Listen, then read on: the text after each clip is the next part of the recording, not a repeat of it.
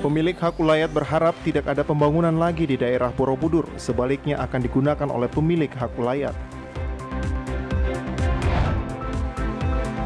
Kirap api Pekan Olahraga Nasional ke-20 Papua Sabtu pagi tadi dibawa mengelilingi Danau Sentani.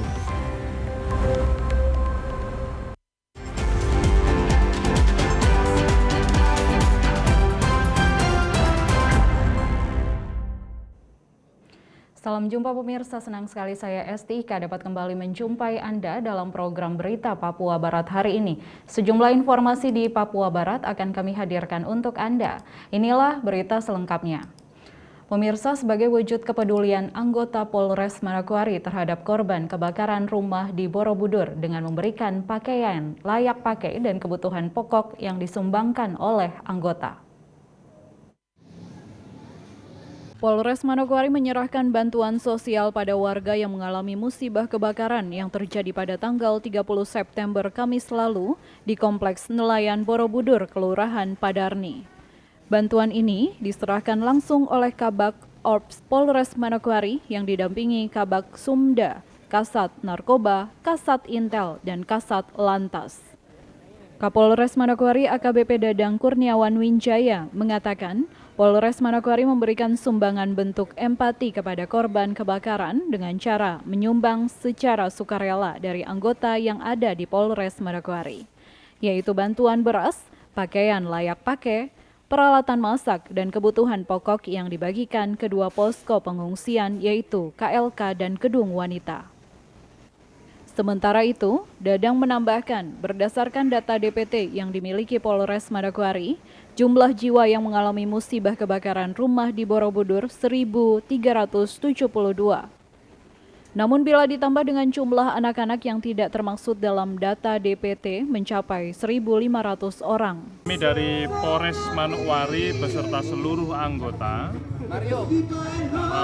memberikan sumbangan bentuk empati kami terhadap permasalahan bencana kemarin yang ada atau permasalahan kebakaran di Borobudur dengan cara kami mengumpulkan sumbangan sukarela dari seluruh anggota Polres Manokwari yang mana terdiri dari ada beras, ada pakaian layak pakai sebanyak 45 koli.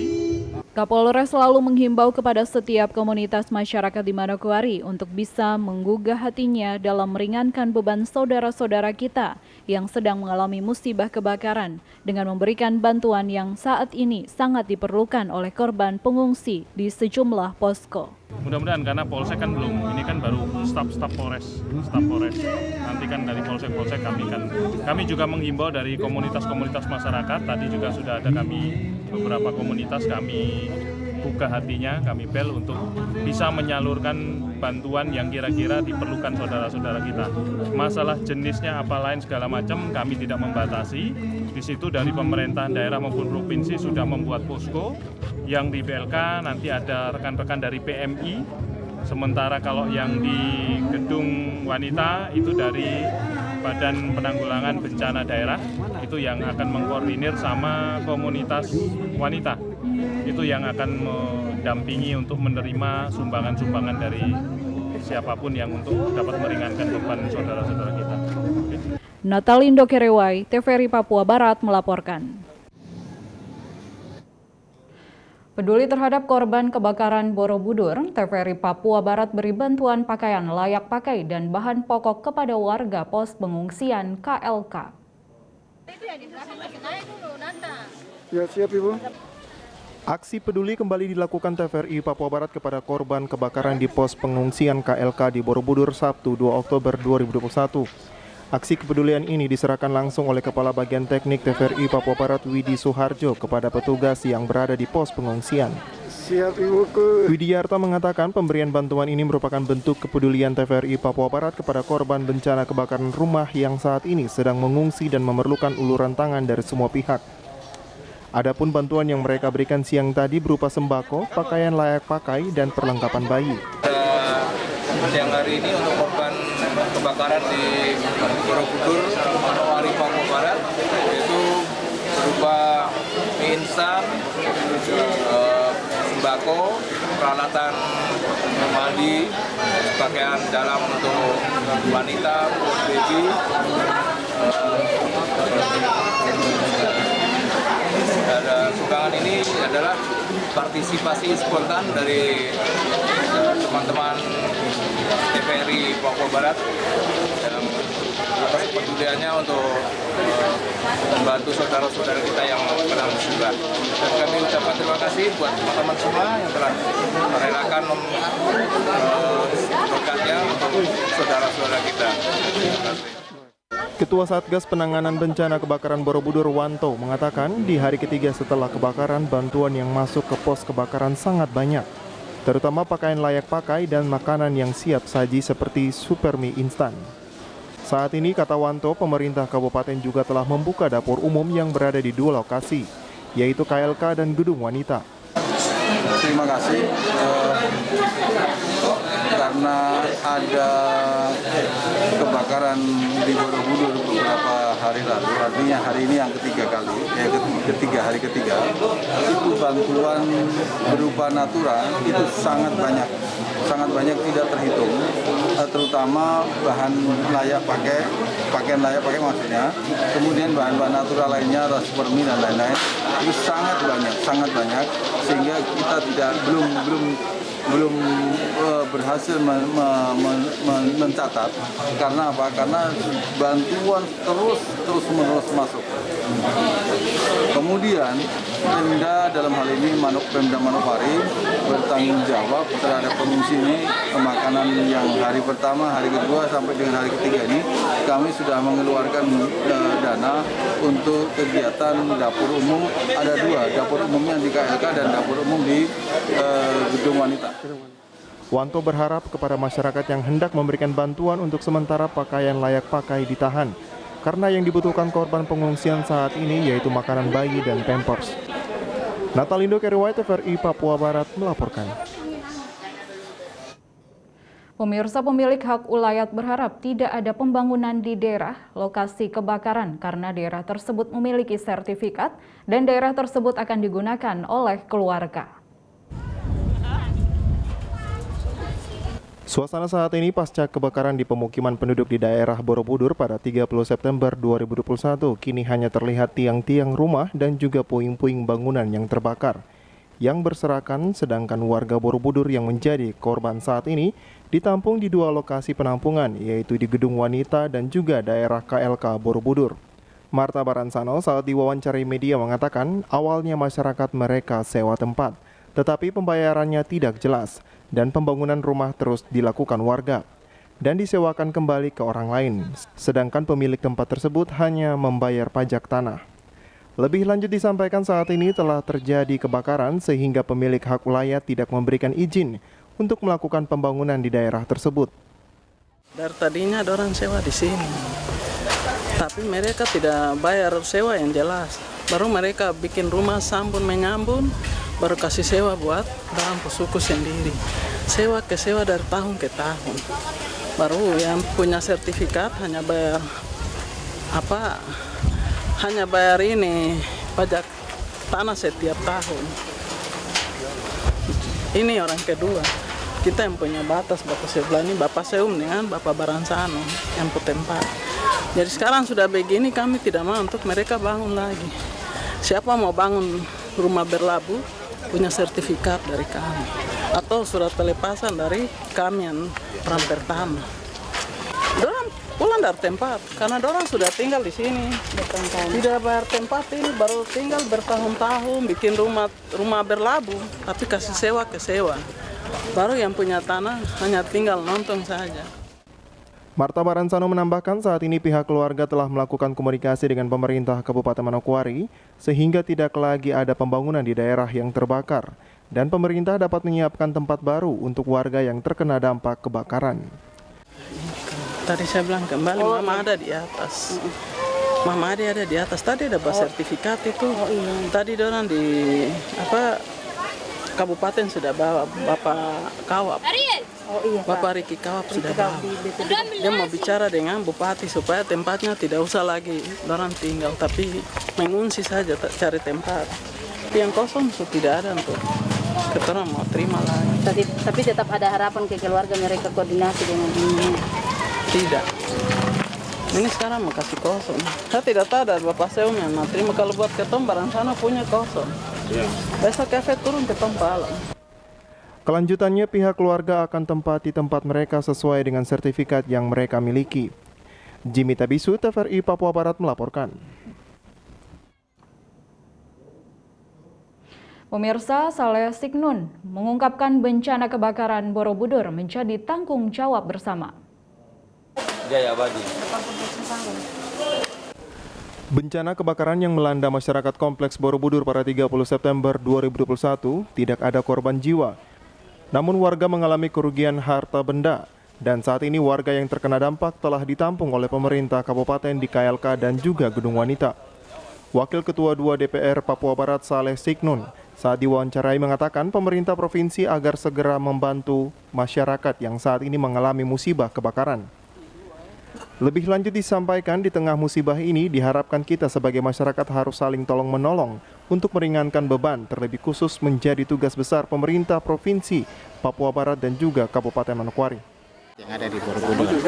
Pada intinya kami meminta pemerintah provinsi agar segera membantu masyarakat yang hari ini mengalami musibah kebakaran.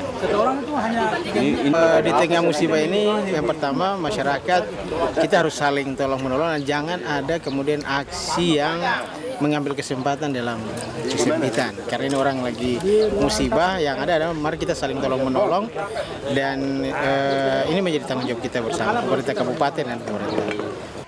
Mauri Kiki Kawap, Kepala Pelaksana BPBD Kabupaten Manokwari mengatakan, untuk kebutuhan pengungsi saat ini yaitu makan dan minum dan juga pakaian, ia juga berterima kasih karena banyak komunitas dan juga dukungan dari masyarakat untuk melengkapi kebutuhan masyarakat. Minum itu paling utama, kemudian yang berikut adalah pakaian yang mereka pakai karena betul-betul mereka hanya keluar dengan pakaian di badan saja. Tetapi syukur kepada Tuhan karena banyak komunitas dan banyak saudara-saudara yang ikut membantu memberikan baju apa dan lain-lain kepada untuk melengkapi kekurangan atau kebutuhan yang mereka perlukan sehari-hari. Dengan adanya kebersamaan dalam memberikan bantuan diharapkan dapat meringankan beban masyarakat Borobudur yang terkena dampak bencana kebakaran pada 30 September 2021 lalu. Jimmy Tabisu, TVRI Papua Barat melaporkan. Sebanyak 900 personel TNI Polri dikerahkan untuk mengamankan kunjungan kerja Presiden Joko Widodo di Sorong pada tanggal 4 Oktober 2021. Persiapan kunjungan kerja Presiden Jokowi telah dilakukan apel gelar pasukan pengamanan yang berlangsung di lapangan upacara di Makorem 181 Praja Viratama Sorong. Apel gelar pasukan dipimpin oleh Pangdam 18 Keswari dan Kapolda Papua Barat pada Sabtu 2 Oktober 2021. Selaku Panglima Komando Operasi Pengamanan VVIP Barsa Kapolda Papua Barat dan jajaran TNI Angkatan Laut dan TNI Angkatan Udara secara bersama-sama menyamakan visi misi melaksanakan tugas dalam rangka pengamanan Presiden. Menurut Pangdam, kunjungan Presiden di Sorong pada tanggal 4 September sebanyak 900 personil TNI Polri sudah membagi tugas mulai dari kedatangan di bandara hingga kegiatan selama di Sorong. Pangdam menghimbau kepada masyarakat untuk menyambut kedatangan Presiden Jokowi dengan baik karena kedatangan Presiden Jokowi untuk menyapa masyarakat Papua Barat. Hari ini kita apel sejumlah hampir 900 orang ya, 900 orang, dan kita siap untuk melaksanakan tugas dan pembagian tugas dari mulai beliau mendarat di bandara sampai kegiatan dan sebagainya. Kita sudah bagi tugas, mudah-mudahan kegiatan ini berjalan aman dan lancar. Dan saya mengimbau kepada masyarakat juga, mari kita sambut beliau dengan baik, ya, karena beliau datang ke sini dalam rangka untuk menyapa masyarakat Papua, ya, dan beliau begitu dekat, ya, begitu cinta, dan pembangunan luar biasa di Papua ini, ya, semoga dengan kedatangan beliau, ya, masyarakat Papua Barat ini khususnya bisa semakin maju, aman dan sejahtera. Sementara Kapolda Papua Barat Irjen Pol Tornagogo Sihombing menjelaskan kunjungan Presiden sebagai kehormatan bagi semua masyarakat Papua maupun personil TNI Polri yang akan melaksanakan pengamanan. Ya, seperti apa yang disampaikan oleh Bapak Pangdam, ini menjadi kehormatan buat kita didatangi oleh Bapak Presiden Republik Indonesia. Dan semua saya lihat tadi ya setelah kita melaksanakan apel bersama, seluruh anggota juga bangga untuk melaksanakan pengamanan ini. Ya, nah kita harapkan doa kita semua semoga kunjungan Bapak Presiden itu bisa berjalan dengan baik, dengan lancar, dengan sukses dan semuanya itu bisa berlangsung dengan humanis, ya, tidak ada hal-hal yang mencederai pengamanan itu sendiri, ya. Presiden direncanakan tiba di Sorong pada Senin sore setelah kunjungan kerjanya dari Jayapura dan Merauke untuk membuka Pekan Olahraga Nasional ke-20. Kunjungan Jokowi di Sorong dalam agenda akan meninjau vaksinasi massal di kantor Wali Kota Sorong dan melakukan penanaman bibit jagung. Dari Sorong, Mikael Jasman, TVRI Papua Barat melaporkan. Ketersediaan vaksin yang diselenggarakan Polres Manokwari sempat habis, animo warga yang datang mengikuti vaksin sangat tinggi. Meski begitu, warga tetap menunggu hingga petugas nakes mengambil stok vaksin dari Rumah Sakit Bayangkara Polda Papua Barat. Kegiatan vaksinasi tersebut diprakasai oleh Kasat Reskrim Polres Manokwari, Ibtu Arifal Utama. Giat yang berlangsung sejak pukul 9 pagi hingga selesai berlangsung di Vihara Buddha Taman Riyawosi dengan penyuntikan dosis pertama dan kedua. Terlihat antusias warga yang datang mengikuti vaksinasi hingga pukul 12 siang tadi sangat tinggi. Bahkan, vaksin yang disiapkan pun tidak cukup, sehingga warga yang sudah mengantri harus rela bersabar menunggu stok vaksin yang dibawa oleh tenaga kesehatan dari Rumah Sakit Bayangkara Polda Papua Barat. Kapolres Manokwari, AKBP Dadang Kurniawan Winjaya kepada TVRI mengaku, animo masyarakat yang datang begitu tinggi sehingga khusus vaksin Sinovac yang disiapkan pihaknya 300 dosis, rupanya tidak cukup dengan antusias masyarakat Manokwari yang terus bertambah. Ia menyampaikan terima kasih kepada masyarakat yang sudah mulai menyadari betapa pentingnya vaksinasi yang dibuat pemerintah bersama TNI Polri dalam mencegah penyebaran COVID-19. Masyarakat, ya, kenapa kami sampaikan batas 300? Karena kami kemarin prediksi 300, tapi ternyata melebihi sehingga tadi vaksin sempat yang khusus yang Sinovac itu sampai habis, sehingga petugas nakes kembali ke Polda untuk mengambil vaksin lagi untuk tambahan lagi. Jadi tetap vaksin masih ada, cuma karena kami memintanya kemarin hanya terbatas 300 tersebut sehingga ini melebihi sehingga terpaksa petugas minta waktu sebentar untuk mengambil kekurangan dari vaksinnya. Kami terima kasih kepada masyarakat karena sekarang semakin banyak yang sudah memahami tentang pentingnya vaksin. Sama kita kembalikan pada diri kita masing-masing, waktu masih kecil orang tua kita memberi imunisasi tersebut tujuannya untuk kekebalan dan kesehatan kita. Terima kasih. Sementara itu pengurus Vihara Buddha, Pendeta Hendri menyampaikan terima kasih atas terselenggaranya vaksinasi di Vihara Buddha Taman Ria. Ia juga mengaku siap mendukung program vaksinasi yang diselenggarakan oleh pemerintah. Kami Vihara mengucapkan banyak terima kasih ini atas peran Kapolres untuk membantu masyarakat sekitar di Vihara untuk dalam rangka untuk vaksinisasi ya. Tadi sudah dijelaskan bahwa kita target untuk 70%. Semoga ini bisa dipenuhi di kita di Provinsi Papua Barat. Jadi kami dalam hal ini Vihara Buddha Praba siap untuk program pemerintah. Terima kasih. Polres Manokwari menghimbau kepada masyarakat yang saat ini belum divaksin, pada Senin tanggal 4 Oktober, Polres Manokwari kembali bersama Polda Papua Barat akan melaksanakan vaksinasi di Gereja GKI Ebenezer Vanindi.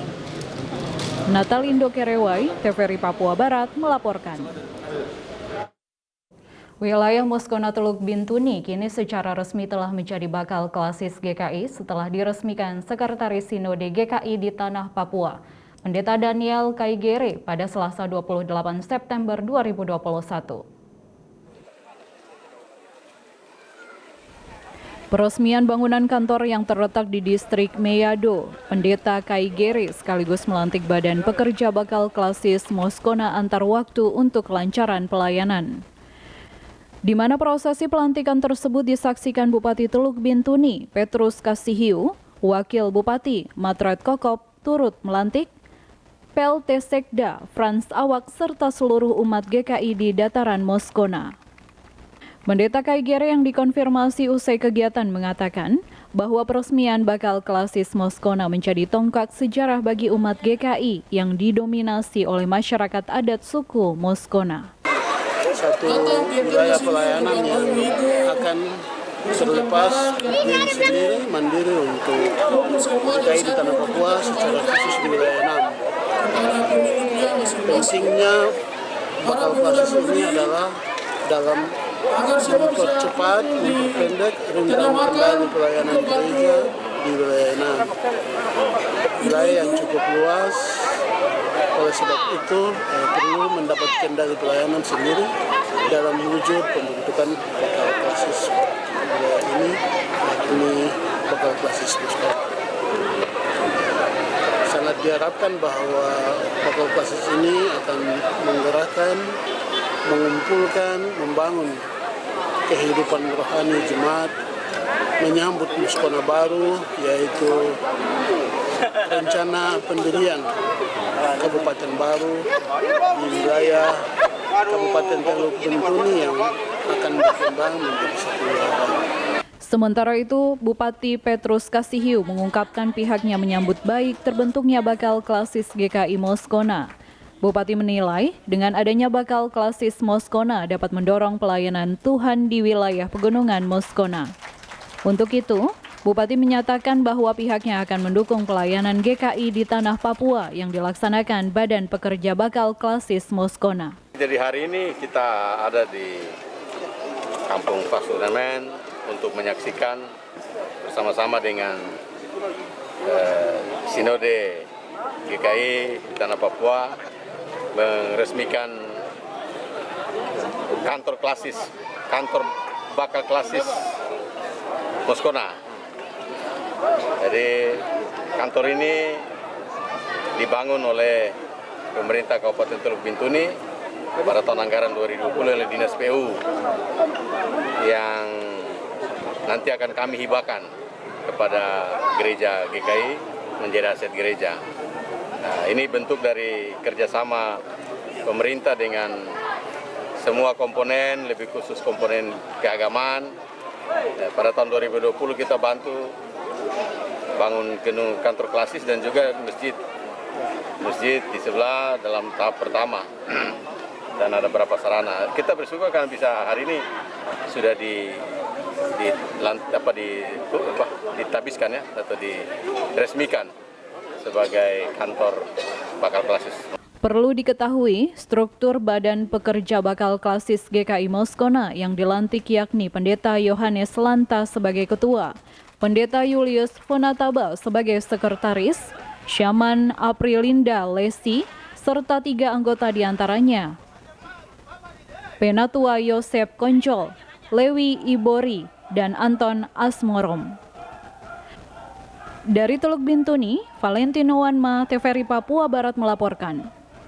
Kita beralih ke kabar PON 20 di Papua.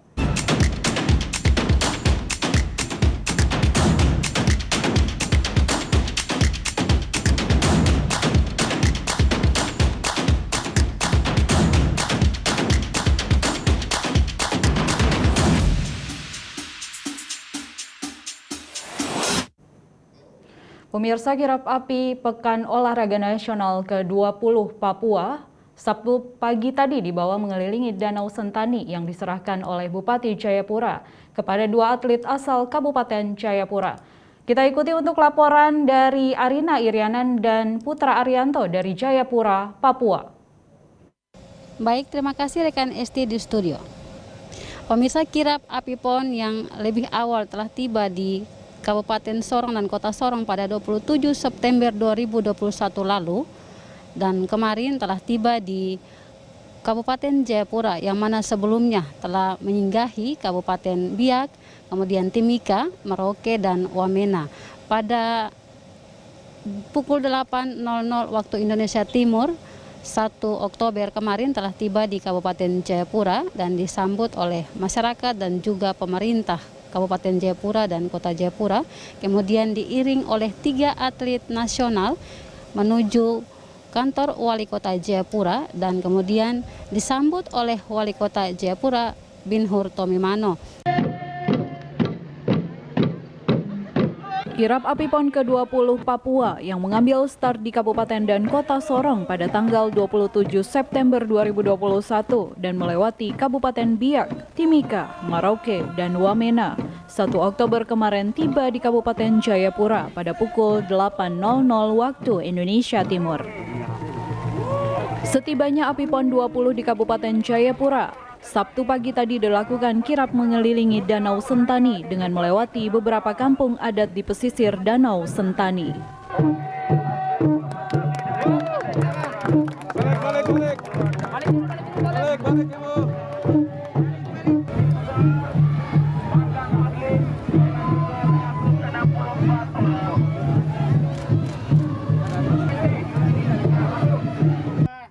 Pada acara pembukaan PON yang akan dibuka oleh Presiden Republik Indonesia Joko Widodo, Bupati Jayapura Matias Awaitau usai melepas obor PON ke-20 kepada 2 atlet legendaris Kabupaten Jayapura, menyampaikan event PON ini menjadi sebuah kebanggaan bagi masyarakat Papua, khususnya warga Kabupaten Jayapura.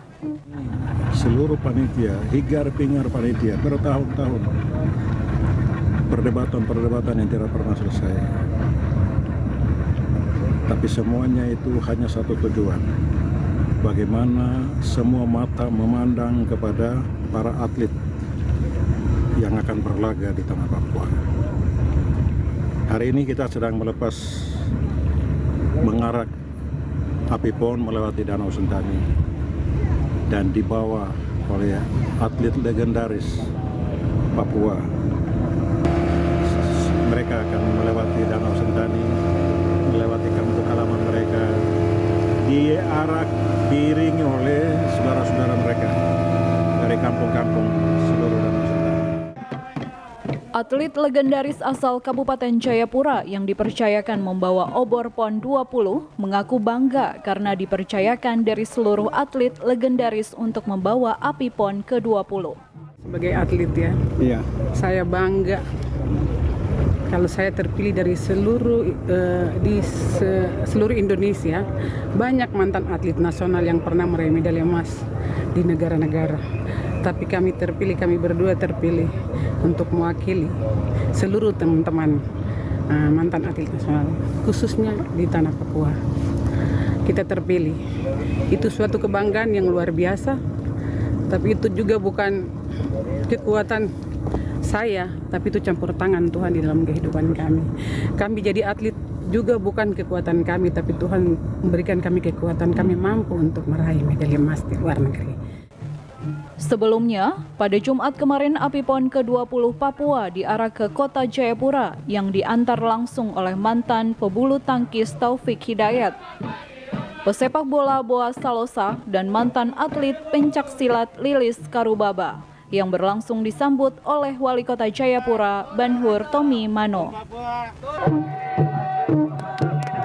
Ke-20 yang mengelilingi tanah Papua dan berakhir di Kota Jayapura dan Kabupaten Jayapura mengelilingi Danau Sentani.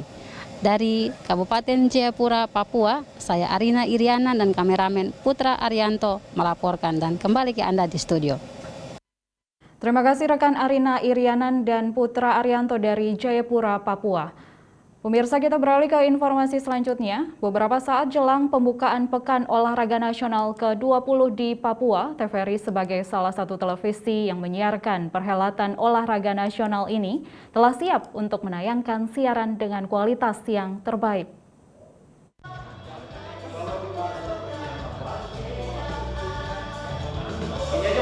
Mulai 2 Oktober hingga 15 Oktober mendatang, TVRI Nasional siap untuk menyiarkan kegiatan Pekan Olahraga Nasional ke-20 Papua guna suksesnya siaran PON. TVRI telah menyiapkan studio mini yang bertempat di TVRI Stasiun Papua. Beberapa saat jelang pembukaan PON ke-20, kesiapan studio yang akan digunakan pun telah siap. Pembukaan perhelatan 4 tahunan nasional yang akan berlangsung di Stadion Lukas NMB, Kabupaten Jayapura, yang akan berlangsung beberapa jam lagi, akan disiarkan secara langsung oleh TVRI Nasional pada pukul 20 waktu Indonesia Timur. Produser eksekutif siaran PON 20 TVRI Nasional, Abdul Sami Saban, mengatakan, kesiapan TVRI dalam menyiarkan olahraga nasional ini telah siap 100% dari segi peralatan dan juga kru yang bertugas. Untuk TVRI sendiri 2 bulan sebelum kita berlari sebenarnya kita sudah persiapkan dari melalui berbagai hunting 2 kali untuk terutama mencari fasilitas hotel, lalu kemudian seperti apa nanti di lapangan untuk menentukan akhirnya kita memilihlah di stasiun TVRI Papua sebagai base camp untuk menjadi studio kita. Itu sudah melalui perjalanan panjang sehingga akhirnya kita memutuskan bahwa kita harus melakukan siaran langsung dari studio TVRI Papua. Kita akan mulai siaran langsung pada tanggal 2, itu di 17.30, itu acara pembukaan. Lalu kemudian acara berikutnya itu ada di Antara Gelanggang pagi, Antara Gelanggang siang, lalu kemudian jurnal di malam hari. Seperti diketahui, pembukaan Pekan Olahraga Nasional ke-20 Papua yang akan berlangsung Sabtu 2 Oktober di Stadion Lukas NMB Sentani akan dibuka langsung oleh Presiden Republik Indonesia Joko Widodo, serta akan dihadiri oleh para gubernur di seluruh Indonesia. Selain itu, juga pembukaan PON ini akan dilakukan dengan protokol kesehatan yang sangat ketat. Salah satunya, penonton wajib telah divaksin minimal 1 kali, serta menggunakan masker dan juga dibatasi para pengunjung yang akan menonton. Dari Jayapura, Papua, Arina Irianan, Putra Arianto melaporkan. Informasi tadi sekaligus menutup jumpa kita dalam program Berita Papua Barat hari ini. Kami tetap mengajak Anda untuk mencegah penyebaran COVID-19 dengan cara memakai masker, mencuci tangan pakai sabun dengan air yang mengalir, menjaga jarak, menjauhi kerumunan, serta membatasi mobilitas dan bersedia divaksin sesuai kebijakan pemerintah. Indonesia pulih karena aku, Indonesia pulih karena kamu, Indonesia pulih karena kita. Dan mewakili kerabat kerja yang bertugas, saya Esti Ika mengucapkan terima kasih dan sampai jumpa.